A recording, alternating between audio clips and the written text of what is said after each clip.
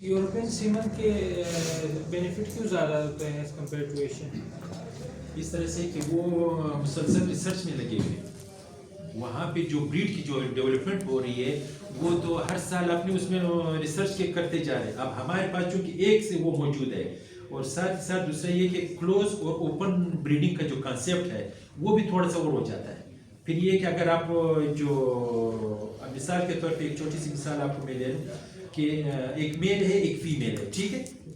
Male female ने जब crossing की बेबी बॉर्न होगी, ठीक, बेबी फीमेल की, इसने दोबारा क्या क्रॉस करवाए, इसी मेल से क्रॉस करवाए, ठीक, ये F1 कहलाए।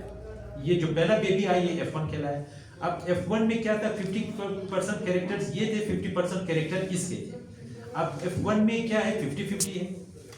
ये बेबी फिर प्रेग्नेंट हुई, काविक की, उसने फिर फीमेल ले आया, ठीक है।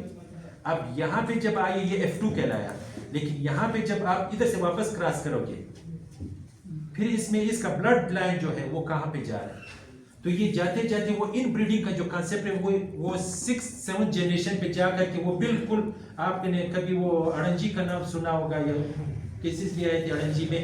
2-3 चीजें, एक तो ये था कि ड्राउट का भी आया था, एक में कुछ स्किन के डिजीज आए थे, और एक में ये आया था कि उनके कद जो थे बिल्कुल इतने बोना नुमा थे, और उनकी उंगलियां जो थी वो एक उस वाली थी, स्टेप वाली थी। तो ये इन ब्रीडिंग का जो कंसेप्ट है, तो हम लोग जो मंगवाते हैं तो 1-2 मंगवा करके हम जब अपने पूरे हर्ड में करवा लेते हैं, इट मीन जो बेबी आएगा उसमें वो फॉरेन ब्लड आएगा। फिर वहां पे हम एक सीमन नहीं मंगवाते, एक बुल का नहीं मंगवाते, हम 8-10 बुल का मंगवा लेते हैं। इस साल पहले साल हम क्या करते हैं, एक बुल को यूज करते हैं, नेक्स्ट साल हम दूसरे बुल को यूज करें, तीसरे साल इस तरह से करने के बाद जब प्रोजेनी आती है वो फिर आपस में क्रॉस होती तो प्योर वो फ्रीजियन है, लेकिन जब क्रॉसिंग होती है इनका वो जो बॉन्ड है जो नेचुरल का आपस का जो था वो हम डिस्टर्ब कर देते हैं। तो इस तरह से जी सर, ये जैसे आपने बताया होल्स्टाइन फ्रीजियन का जो मेल बेबी होता है ना, उसको अगर एक आम का साथ क्रॉस करवाते हैं तो उसका जो बेबी आएगा उसमें कौन सा कैरेक्टर शिफ्ट होगी?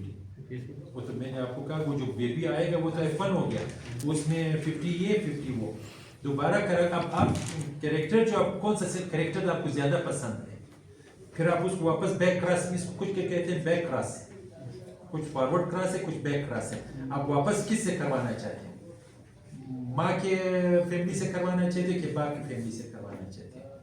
ह्यूमन बीइंग में भी इसी तरह से देखें, वो माँ जो है अगर ताकतवर थी वो अपने फैमिली में किसी को ब्याह कर बेचे के पास ले आती, अगर बाप ताकतवर था वो बोलते नहीं मेरे भाई बहन किसी से करवा दो। तो सेम कंसेप्ट वही चीज है, सेम वही चीज है, फील्ड अंडरग्राउंड में तो ये चीजें होती है। सर सॉरी सर, जैसे कि एक आर्टिकल पढ़ा था उसमें लिखा गया था कि जो केटल है उसकी यूट्रस जो है वो छोटी है, जब ये यानी काउ बर्थ होती है, इसकी जब बर्थ होती है सर तो इनको डिफिकल्टी बहुत सारे आते हैं, डिस्टोसिया हो जाता है, आप लोग इसमें कैसे सर क्योर करवाते हो? इसमें एक जो बेसिक कंसेप्ट है वो छोटी बड़ी का नहीं है, छोटी बड़ी ये होती है कि जो फर्स्ट कावर है, फर्स्ट कावर में फर्स्ट टाइम है, जिसको सॉरी टू से कि नोखेज दोशीज़ा कहते हैं, उसके पॉइंट ऑफ व्यू से अगर देखा जाए तो उसको हम कहते हैं कि बॉडी छोटी है यूटेरस के पॉइंट ऑफ व्यू से, क्योंकि वो असल में पहले ये मैं बता कि डिस्ट्रोकिया होता क्यों है।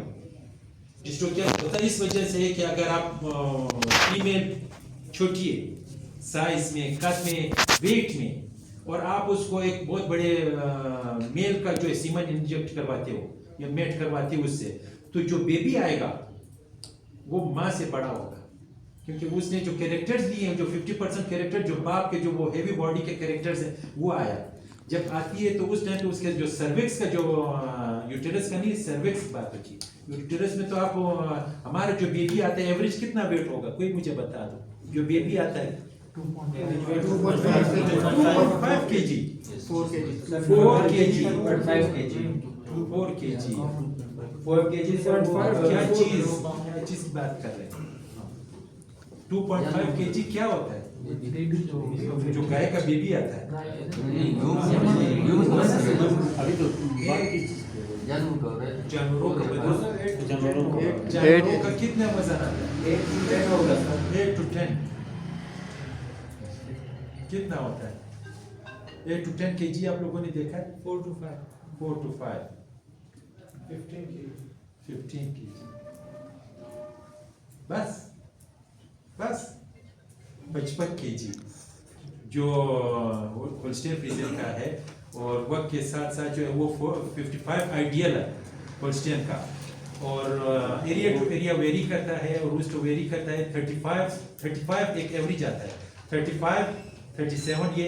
अच्छा, इसमें मेल और फीमेल का, ह्यूमन बीइंग में भी बेबी जो है, जो मेल बेबी होता है, बॉय जो होता है, उसका वेट कंपेरेटिव फीमेल से ज्यादा होता है। तो इसी तरह से यहाँ पर भी उसका ज्यादा होगा, इसका कम होता है। हमारे पास जो आता है वो 37 38 40 तक 42 तक आता है, और ये मेल की मैं बात कर, फीमेल जो है 37 38 की आती है केजी की। तो वो इसको 55 को भी बियर कर लेगी। असल पोर्शन जो है आपका सर्वेक्स वाला पोर्शन है। सर्वेक्स का मुंह जो है वो इनिशियल पहले बेबी पे वो छोटा होता है, तो उससे निकलते हुए वो डिफिकल्ट या असिस्टेड बर्थ जिसको हम कहते हैं, वो असिस्टेड बर्थ के वहाँ पे हमें जरूरत होती है कि बेबी है बड़ा, तो इसमें चांसेस ये होते हैं या तो डैड को बचाओ या बेबी को बचाओ। आप लोगों में भी इसी तरह से, हमारे में भी इसी तरह। आप लोग सिजेरियन करते हैं, हमारे भी सिजेरियन का है, लेकिन बाज़ औक़ात जो बहुत ज़्यादा बड़ा था और इसने अपनी मेहनत कर ली थी, अपनी बॉडी की पूरा पावर इसने यूज़ कर लिया था, तो फिर क्या करते हैं कि हाथ डाल करके मानो उसको अंदर डाल करके उसको पीसेस करके निकाल।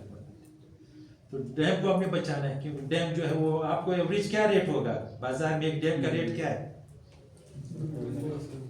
कितने? 2 to 3 लाख। वो जो 5 लीटर 7 लीटर काली सफेद जो जिसको हम ब्लैक एंड व्हाइट बॉक्स बोलते हैं, ये 2-3 वो है। अभी तो 8-9 तक पहुंच गई। अगर आप सही जानवर लेना, वैसे तो खान मुझे पता कर अगर जानवर आपने अच्छा लेना है तो 8 से 9 लाख लेना है, तो 8-9 लाख बचाने या एक 50,000 का बच्चा बचाना है।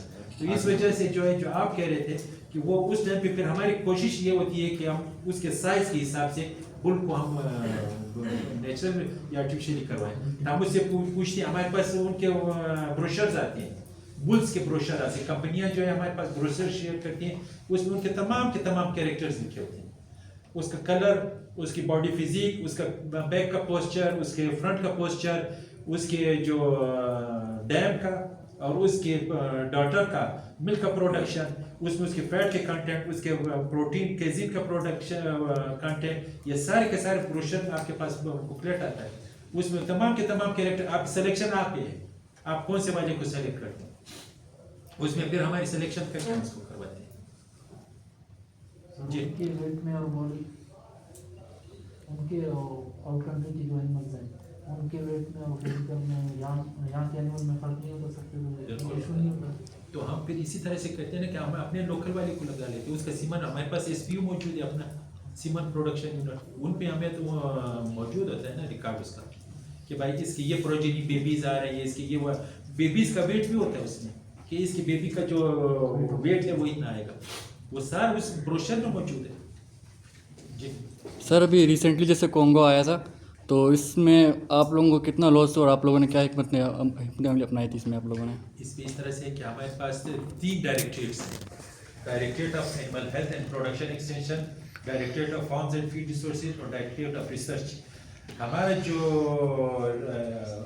Animal health and production extension है, हमारा जो वेब है, जो ऑर्गेनाइजेशन वेब है, वो आपके डिस्ट्रिक्ट में, बल्कि तहसील पे, बल्कि उससे भी नीचे जो है आपके गांव में तकरीबन हर दूसरे तीसरे गांव पर जो है एक हमारी डिस्पेंसरी मौजूद है।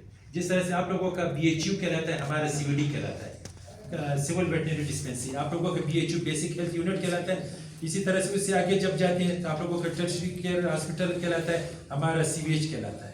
तो ये तमाम का तमाम ये वेब मौजूद। इसी तरह से हमारा जो आर्टिफिशियल इंसेमिनेशन सेंटर बने हुए हैं, सेंटर अलग है, CVD अलग है, हॉस्पिटल अलग है, और ये जो वहाँ पे उनके कांगो के स्प्रे के दूसरे तीसरे जो अवेयरनेस के सेशन दूसरे तीसरे, ये सारे हमारे directorate of animal health and production extension करता है, जिसमें पूरे सेटअप मौजूद है, स्प्रे के हवाले से है। आपका खुदा न खास्ता कोई अच्छा एक और चीज़ मुझे बता दो कि क्या कांगो एनिमल को इफेक्ट करता है?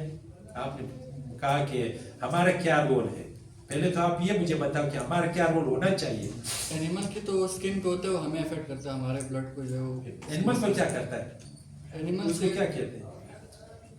उसका ब्लड यूज़ करता है फिर उसकी स्किन पे अटैच तो जानवर को क्या करता है? Sir as a host host के तौर पे काम करते हैं, तो उसको तो कुछ नहीं करता, लेकिन उसके बावजूद हमारी ये कि एक रूटीन में हमारी उसकी वैक्सीनेशन चलती है। हमारे लाइफ स्टॉक में अगर मैं बता दूं कि बर्ड से लेकर के आपके शीप गोट से लेकर के कैटल बफेलो तक इन तमाम की वैक्सीन अवेलेबल है। हमारे VRI veterinary research institute vaccine production करवा रहा है।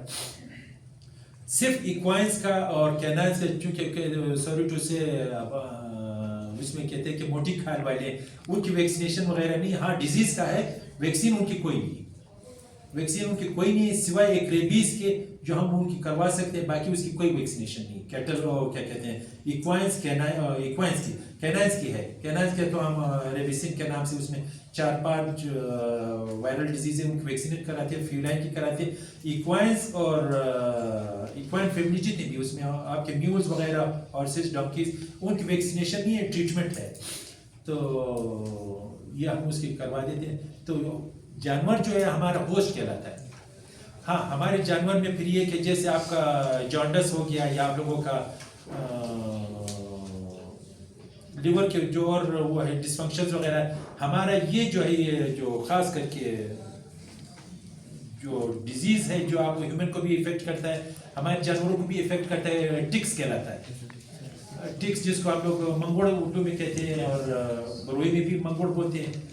तो ये चीज़ जो है वो हमारे जानवरों में सिर्फ क्या करते हैं कि जो ब्लड सक करके वो हमारे लिवर, हमारे जानवरों के जो लिवर्स हैं उनको डैमेज करता है। तो हम लोगों को उसको पायरोप्लाज्मेसिस, हमारे पास एक डिजीज आती है जिसमें उसके जो ब्लड के जो सेल्स हैं ना वो डिस्ट्रॉय होना शुरू हो जाते हैं। सर ये एनिमल्स में कौन सी ऐसी डिजीज है जिसका कॉज ऑफ डेथ ज़्यादा होगा, सबसे ज़्यादा फार्म पे या जंगल की बात करें?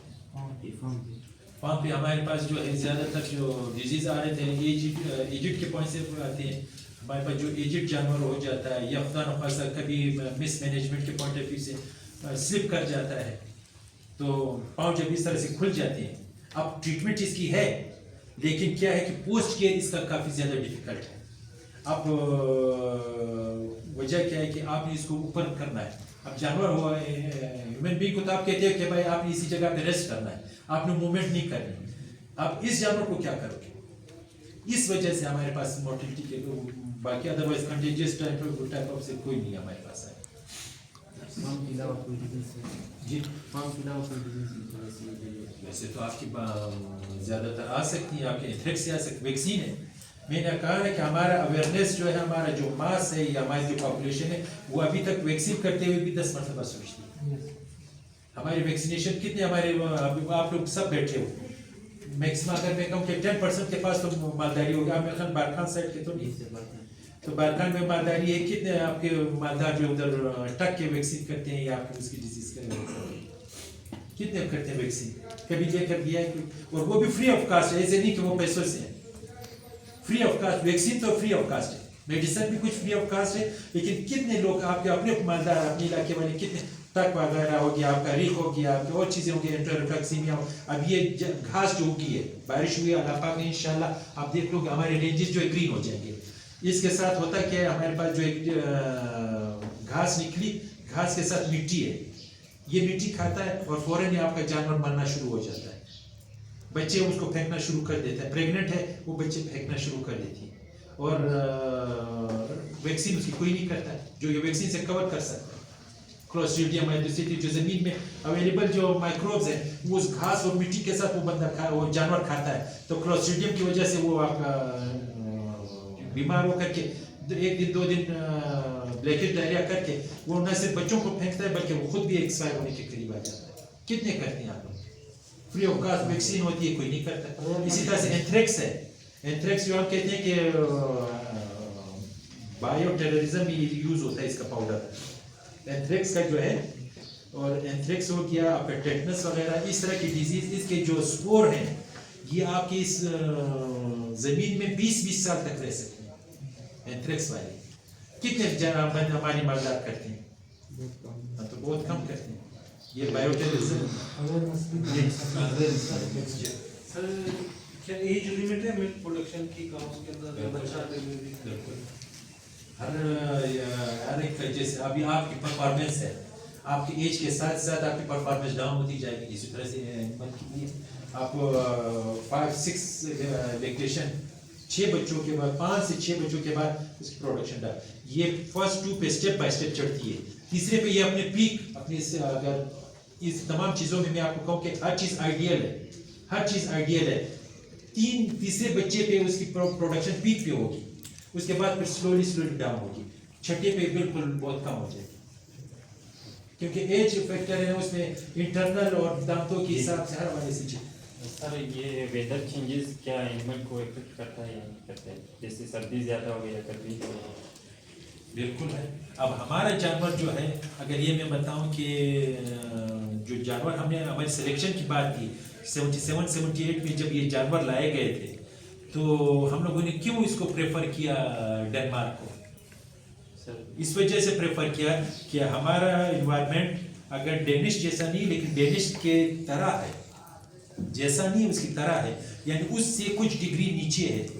हमारे उस टाइम पे सर्दी की वजह से बर्फबारी काफ़ी होती थी, तो ये जानवर जब हमारे मंगाने का कंसेप्ट यही था, वरना तो हम वहाँ हॉलैंड से मंगा लेते, जर्मनी से मंगा लेते, हमने क्यों डेनमार्क का मंगाया? इस वजह से मंगाया कि इसने डेनिश एडप्टेबिलिटी ली हुई है। डेनमार्क की जो सर्दी है वो सर्दी से अडाप्ट की हुई है। हमारा ये जानवर जो था ये गर्मी में ज़्यादा वो करता था, लेकिन वक्त के साथ साथ ये अभी हमारे इस एनवायरनमेंट को ये अडाप्ट कर लिया है। अब हमारे पास जानवर आता है, ईरान का भी जानवर आ रहा है, पंजाब से भी आ रहा है, ऑस्ट्रेलिया से भी आता है। ऑस्ट्रेलिया में अगर आप लोग कभी आप लोगों को जिंदगी रही, अगर आप लोग पंजाब गए और किसी बड़े फार्म पे गए, तो वहाँ पे भी जानवर मौजूद है, यहाँ पे भी जानवर मौजूद है। वहाँ पे वो 24 आवर्स जो है उनके फैन लगे हुए हैं, वहाँ पे शावर लगा हुआ है, तो उसके नीचे वो लोग पल रहे हैं। पर यूनिट कास्ट उनकी ज़्यादा है as compare to Quetta Balochistan, इस वजह से ज़्यादा कि वहाँ पे तो उनको बहुत गर्मी लग रही है। वो ठंडी इलाके का जानवर, भले वो हॉलैंड से मंगा लो, भले वो कहीं से, लेकिन पंजाब की गर्मी तो उसके इंसान बर्दाश्त नहीं कर पाता है, नमी है और वो है, तो इस वजह से जो है बिल्कुल इफेक्ट करता है, प्रोडक्शन पे इफेक्ट करता है। सर ये जो केटल का जो प्रेगनेंसी पीरियड है टिल डिलीवरी, सर ये कितने मंथ्स का है? प्लस माइनस सर ये टेस्ट टू प्रिवेंट प्रोटेक्शन जो है ये कितना सक्सेसफुल है और इसके साइड इफेक्ट्स क्या हैं? काउस में हमारे पास ये 35% है। तो वर्ड जो है वो सक्सेस एम्ब्रियो ट्रांसफर इसको हम कहते हैं, embryo transfer.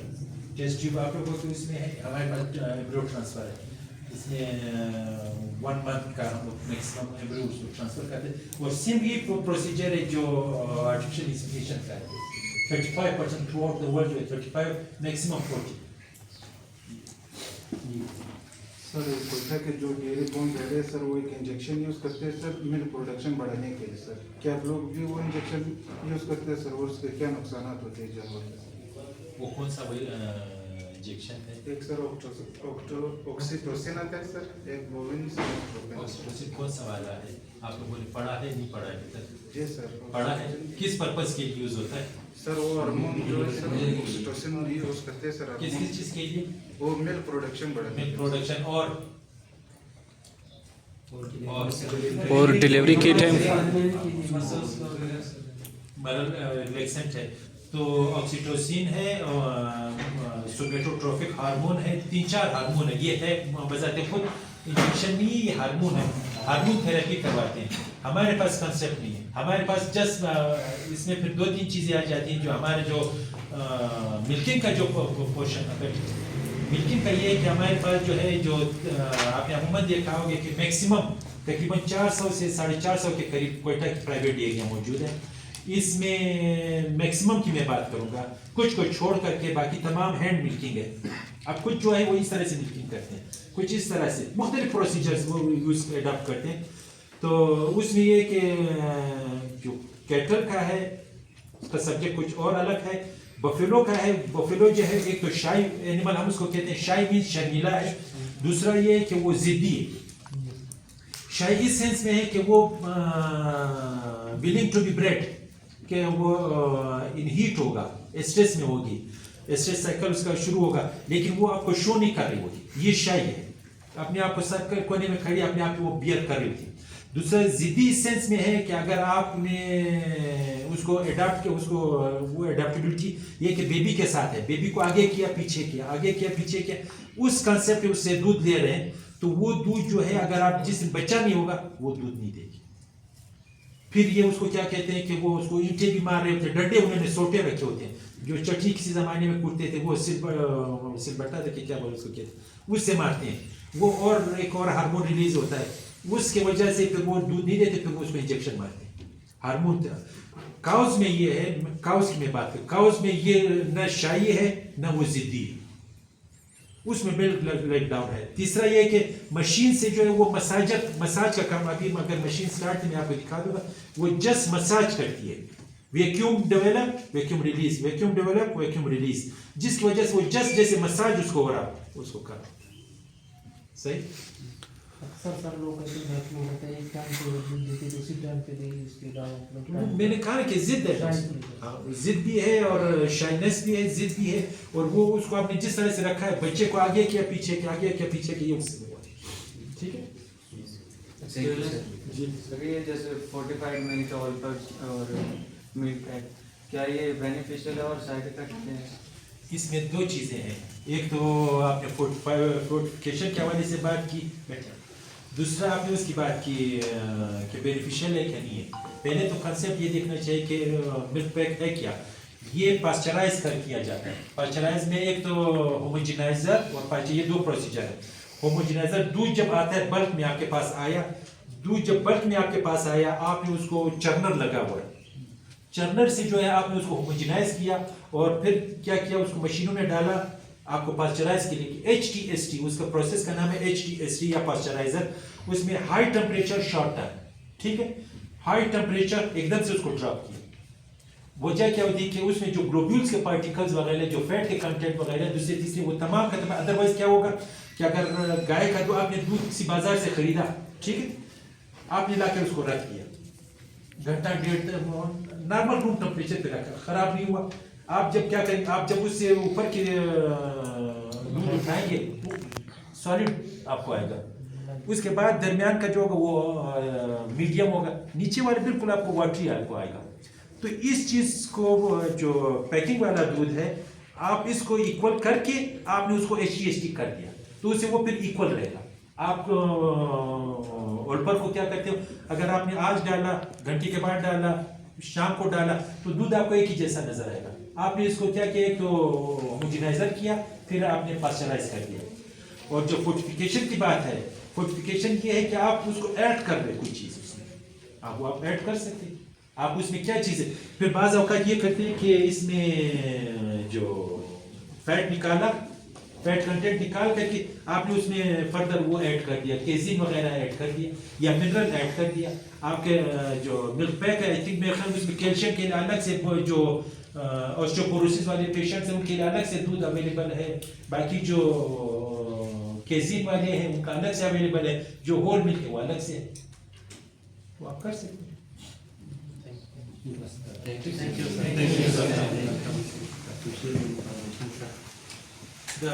Farm Putty Journal करता रहती है सर, मुश्किल दिन विजिट कवर वाइड